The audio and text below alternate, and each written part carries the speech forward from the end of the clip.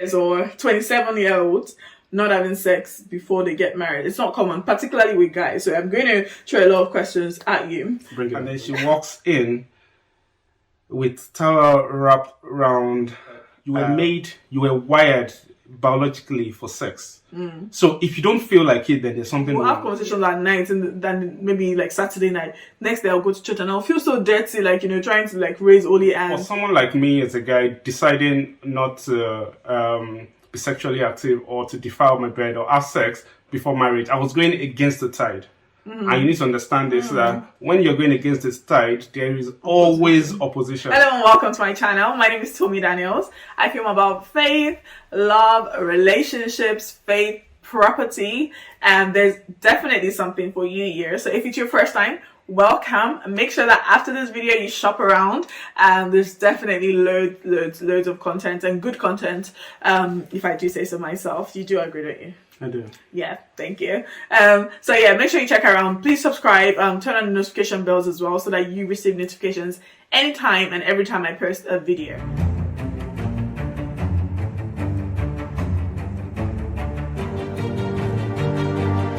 Okay, alright, so today I've got a special guest, a returning guest. This is my husband, Shay Daniels. Hello, baby. Hello. Hi. welcome to my channel again, or welcome back to the channel. As you can see from the title, I'm sure you guys are like, what? Is this possible? We're virgins until we got married. Yes, we were. Okay, so just to put this out there, we got married when I was 26 and he was 27. I mean, technically we were both 27. No. So I'm not going to get into it, but we first had our traditional Nigerian wedding, and our court wedding, our registry. We had that in July. At the time I was 26, so July of 2017, and he was 27, and we had our church wedding, which is what we recognize as our wedding, which is when we also consummated our marriage in December of 2017, 3 days after I turned 27. So I guess we can say we were both 27 when we got married. Let's just say we're 27. We were 27, babe. Okay. And basically up until this time we would remain virgins. So this video is all about like our abstinence story, what made us decide to wait, how it was individually, like, before we met each other, and then when we met each other as well, how we were able to, like, the struggles, because yeah, there were definitely struggles. Okay, so Shay, do you want to tell us, why did you decide to wait? Straight answer, I was a part of an organization, Young Disciples International. YDI, shout out YDI. Yes. And in YDI, there's this big thing called Covenant of Purity. And it's a covenant that you get in with God in the presence of people, to say that you were going to keep your bed undefiled. So if you were a virgin before you took the covenant, then you remain a virgin. If you had lost your virginity, male and female alike, you would make a pledge, ask for forgiveness of sin, and then make a pledge to God and pray to everybody that you would, what's that word? Abstain from sex. No, but that's not what they say. Celibate. Yes. You stay celibate. You stay celibate, and not just in practice, but in the mindset as well. So yeah, that was why I decided. So how old were you when you joined this organization? 18. 18? Yeah. Okay, yeah. So you were 18 at the time. So before you turned 18, right? Or before you joined, did you think that, you were going to have sex? Was that ever something that you thought about? So this is quite tricky. Before I joined YDI, I knew of YDI. Okay. So when I was 16, I actually did a pre-degree course, and my pastor was a YDI member, and he had preached about it. So I think that was the first place I heard it. And before then, I was in secondary school. I wasn't thinking about the stuff. I was too serious. Okay. So for me, I'd always been someone that you probably say was morally upright. Again, morals, it's subjective, right? Yeah. If it's not on the basis of, God or the word of God. So it can be quite subjective. But I wasn't very adventurous. I was quite strict. I have 4 siblings, so we're 5 girls. I have 4 siblings. All 4 of my sisters were, good girls. To the best of our ability. Shout out to Twin, Tola, Tayo, Tope. So we're good girls. So I already had that example before me of, they weren't like partying every day and, doing stuff. And at the same time, we're not boring. It wasn't like SU, it's only God we know, we carry our Bible to our chest. No. Like, they were normal kids, but also good girls. And also shout out to my parents for, doing a great job. But ultimately, the shout out goes to God, really, because it's really just by His grace that we turned out the way we're. So anyway, I had that, precedence of good behavior before me. So really, there was nothing that would, in sense of that, I had good examples ahead of me. I never really thought about, like, I didn't think that, I was going to have sex. Like, it was never, like, even though I wasn't, like, my personal relationship with God really began when I was 19 years old. Before then, I was, like, going to church, doing all of these things. I would even read Bible, like, read my Bible sometimes. Like, it was, like, in and out, on and off. You're just trying and just doing that. But I knew, like, somewhere in my head, I knew that this wasn't, sex wasn't even just, why am I even talking sex? I'm talking about relationships. Just even being in a relationship with someone. It doesn't mean like I was liking people. I went to a single sex school, all girls school. So there wasn't, you didn't have that as many, I guess, interactions with men. But even when I did, like say my neighbors, my friends, that I grew up with and stuff, I just knew that, there was a limit. So, I also was part of YDI, and then I remember going for this youth camp in 2008 actually, and in the youth camp this was just before I relocated to the UK, and we was again coming out of purity. My sisters were already part of the organization, and then they talked about coming out of purity, about making a vow that you want to basically abstain from sex, and I made a vow and said, God, if you do this, or if you help me, like I will do this, and then in turn, Lord, your job. I think what I told God to do was like give me an excellent spirit, and I can definitely see God definitely did give me, or has given me, an excellent spirit. So I think that was why I decided to do it. So it was later when it became a God thing, like I'm doing this because this is the right thing to do, and I'm doing it for God. Because people have different reasons why they wait. Absolutely. And I think if your why, you need to know why you're doing what you're doing, and your why needs to be right and needs to be strong. Because especially now, in this day, you can easily if the why is not strong, you can easily fall. But anyway, now 26 years or 27-year-olds not having sex before they get married. It's not common, particularly with guys. So I'm going to throw a lot of questions at you. Bring it on. I'm going to throw a lot of questions. And before we get into us being together, were there times where you almost felt, maybe in your previous relationship, what were your struggles like? How did you deal with, the physical, you have their physical parts of your body that are made for these things, and just knowing that it's not the time for it. But how did you deal with that? How was your day to day?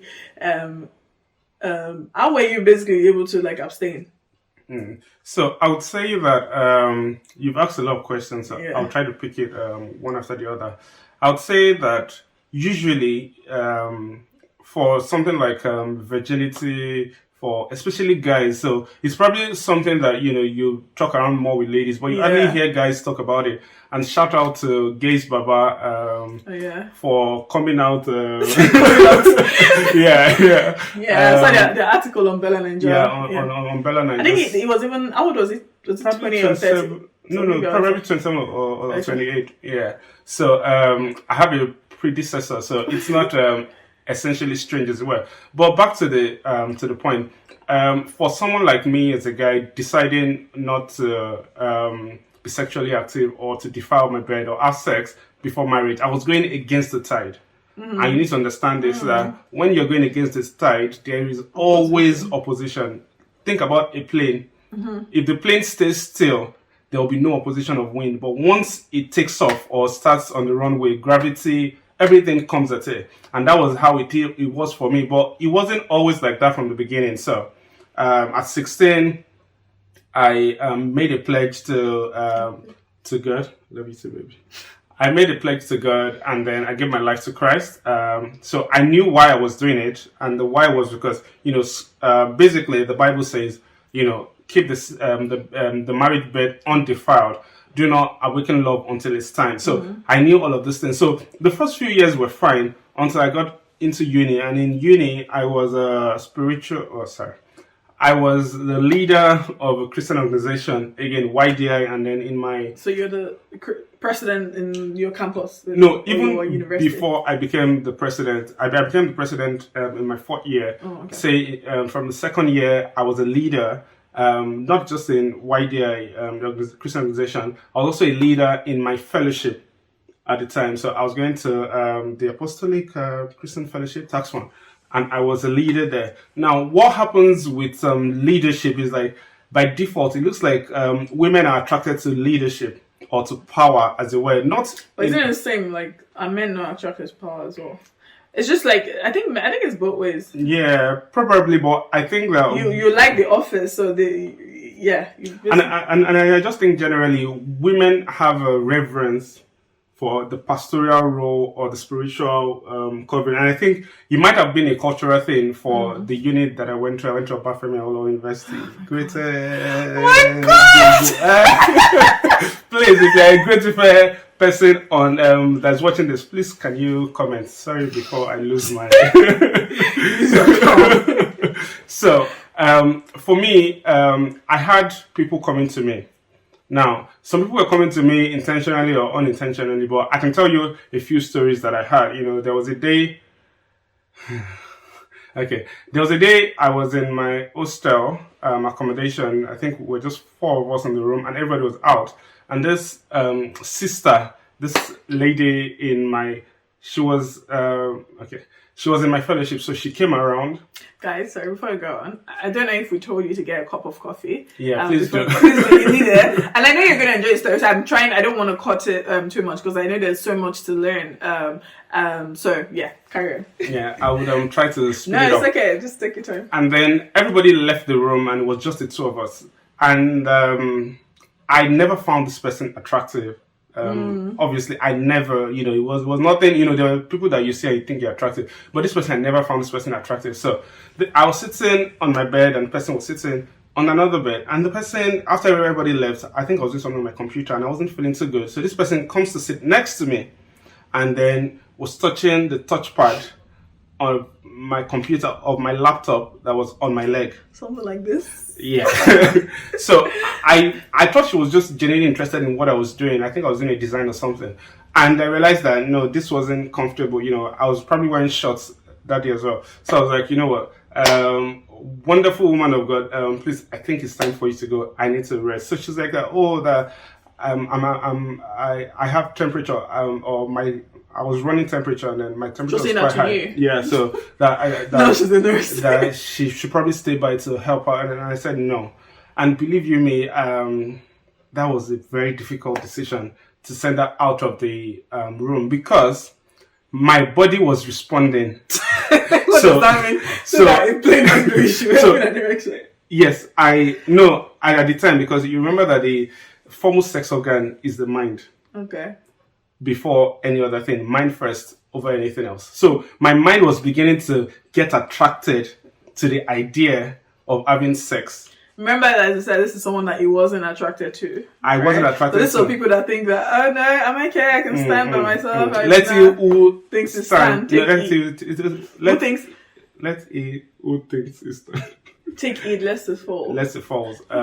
So I had to walk this person out of my room. I just switched up. I was just like that. You know what? Please, you need to leave now. I wasn't having any conversation about, what was going on because I didn't even feel like I had the strength to have the conversation. So the person was like, are you sure? Are you sure? I'm like, yes, please. So I even helped the person pack up her bag and I said, bye. And as I was closing the door, that was the most difficult door I've ever closed.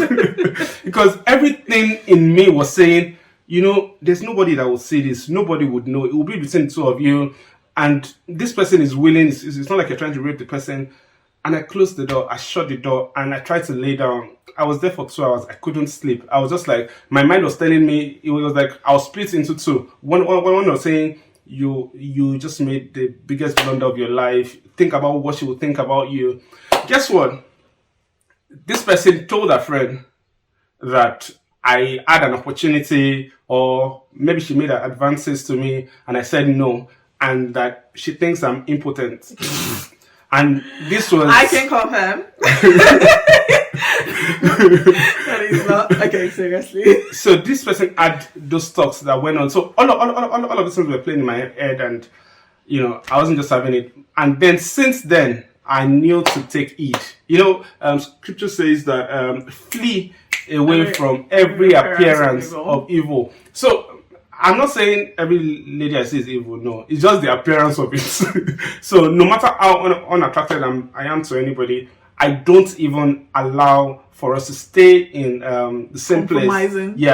Compromising situation. So goes on to say counseling people, when people call for counseling and all that, I just hand them over to a lady that's able to do that. Now, that was when I was in uni. So there were a few other experiences when I was in uni, but I'll leave that. Let me give one before you go on again. So as I don't know, I've definitely said this in a previous video that I generally didn't entertain guys that I didn't see a future with, right?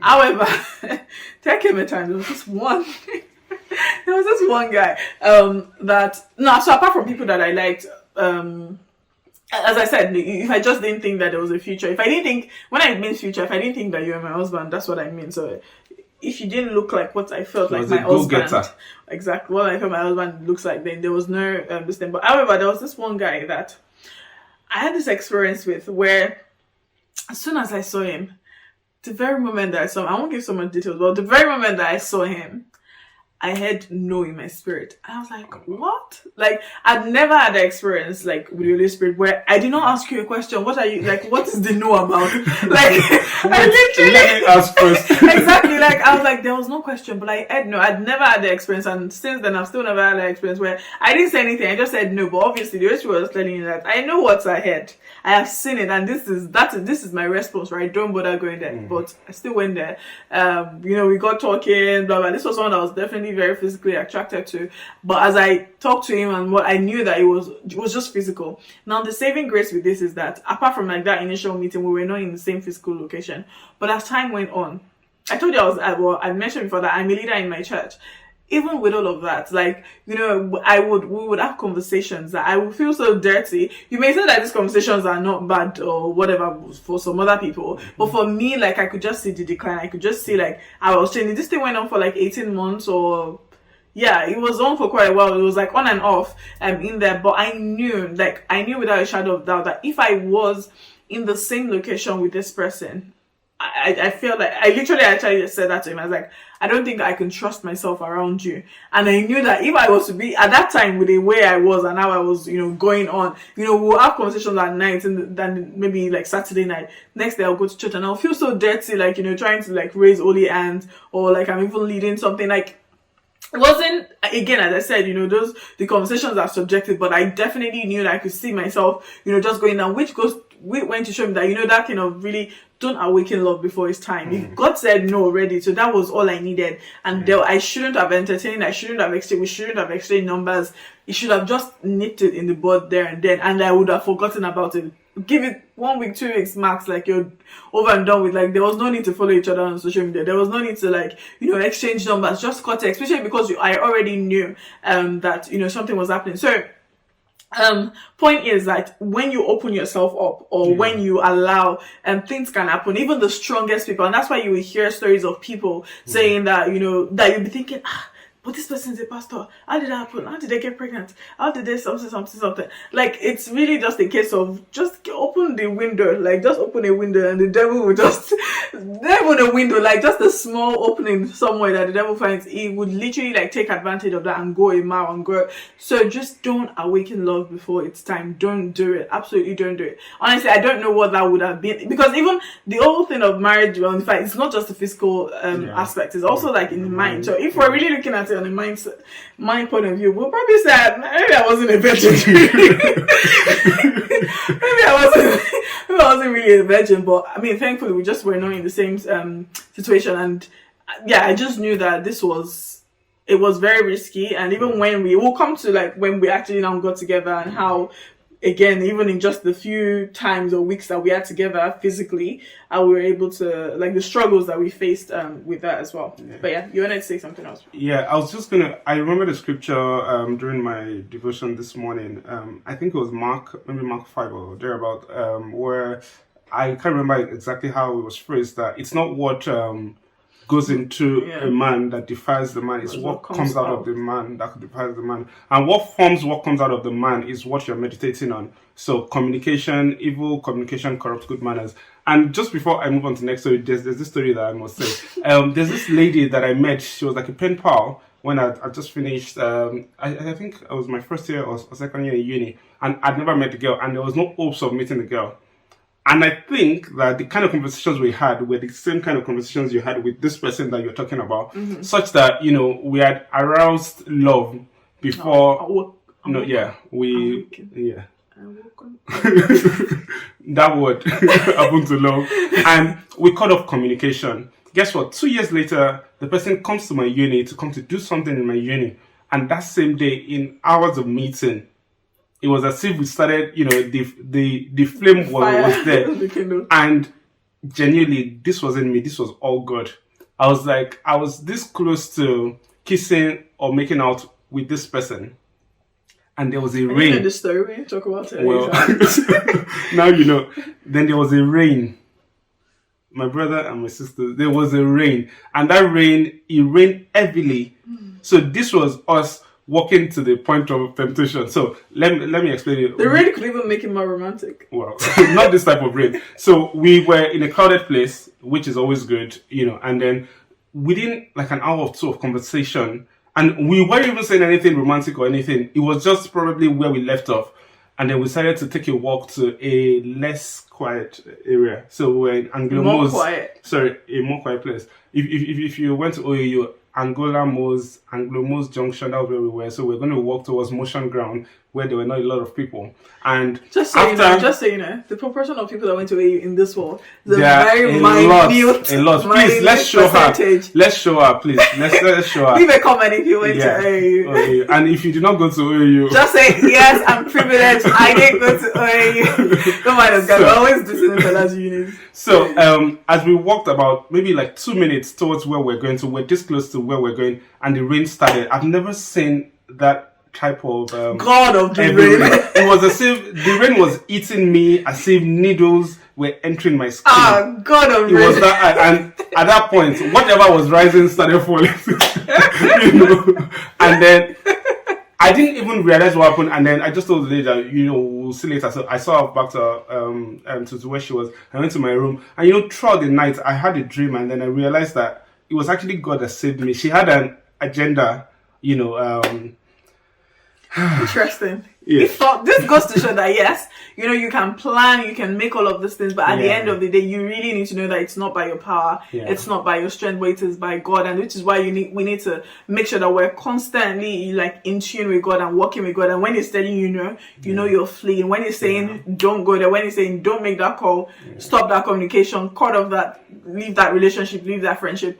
We just are, we can listen to him. I know that it's not always easy, because honestly, with that person I was talking about, there were several times I'll be like, I knew that this was doing was wrong. Yeah. And I would be like, I'll say, we're not talking again. We'll cut off communication. 2 weeks later, we're talking again, because it was just like, at this point, like, it was just that. It was just too much. Like, we'd gone too far, or maybe I had been so invested into it that it became difficult, a lot more difficult than it would have been. So honestly, cutting off with a communication today is going to be easier than doing it tomorrow. Absolutely. So today is the best time to do it. Today is the day to end, communication. So okay, so let's come to us.